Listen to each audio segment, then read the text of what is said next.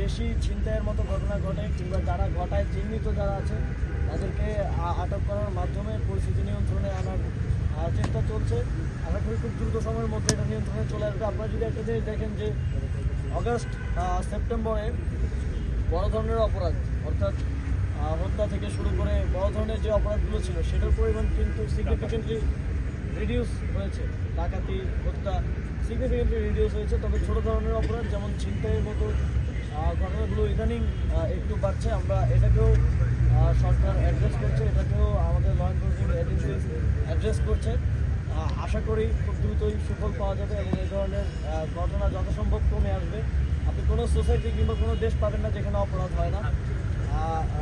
অপরাধ থাকবে, তবে সেটাকে যথাসম্ভব নিয়ন্ত্রণের মধ্যে রাখা, সেটা যেন জনমনে আতঙ্ক তৈরি না করে, প্যানিক সৃষ্টি না করে, সেটা দেখাটা সরকারের জন্য।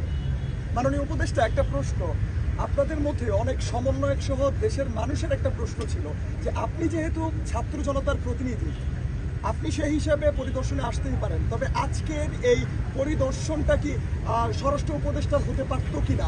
এবং সমন্বয়ক সহ শিক্ষার্থীরাও বলছেন যে যেখানে স্বরাষ্ট্র উপদেষ্টার এই জিনিসটা করা দরকার সেখানে অন্যরা কেন করছে, তিনি কেন মাঠে নেই? হ্যাঁ, স্বরাষ্ট্র উপদেষ্টাও আমার জানার মধ্যে ইয়ে করছেন, আর তিনিও পরিদর্শন করছেন, কিন্তু তিনি যতটা মিডিয়ার সামনে আসেন একটু কম।